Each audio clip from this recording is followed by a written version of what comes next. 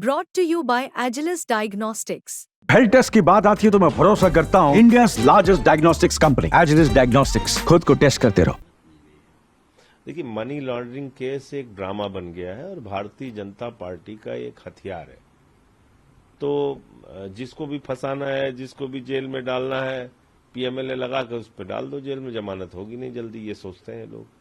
लेकिन हम लोगों की लड़ाई की बदौलत एक काम ये हुआ कि केजरीवाल साहब की जमानत में और मनीष सिसोदिया जी की जमानत में, सत्येंद्र जैन जी की जमानत में मेरे खिलाफ भी जो ये लोग प्रोपेगेंडा फैला रहे थे, सारे जमानत में एक रास्ता बन गया देश के अंदर कि अब किसी भी आदमी को जबरदस्ती ज्यादा दिन झूठे केस बना के रखा नहीं जा सकता। और अमानतुल्लाह के मामले में यही हुआ। कोई भी उनके खिलाफ भ्रष्टाचार का मामला नहीं था।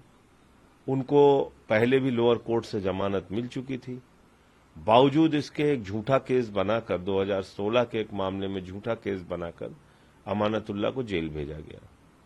तो मैं तो मोदी जी से बार बार कहता हूं कि इतने गुस्से, आक्रोश और नफरत से आप भरे हो तो चौराहे पे खड़ा करके हम लोगों को गोली मरवा दो। अगर आम आदमी पार्टी आपके आंख की इतनी बड़ी किरकिरी बनी है तो आप हमारी पार्टी के लोगों को चौराहे पे खड़ा करके गोली मरवा दीजिए। देश का समय और पैसा बर्बाद मत कीजिए। ये जांच एजेंसियों को आपने ड्रामा कंपनी बना दिया है। इन पे हंसते हैं लोग। अब ईडी कहीं जाती है, लोग कहते हैं बंदर आ गए, उछल कूद करते हैं, घर में आके चले जाते हैं। इनकी कोई हैसियत नहीं बची, अब हैसियत ही नहीं बची। ईडी एक कॉमेडी सर्कस का गिरोह बन गया। जहां ये लोग जाते हैं, अब मैंने तो पहले ही कहा था कि ये एंटरटेनमेंट डिपार्टमेंट है।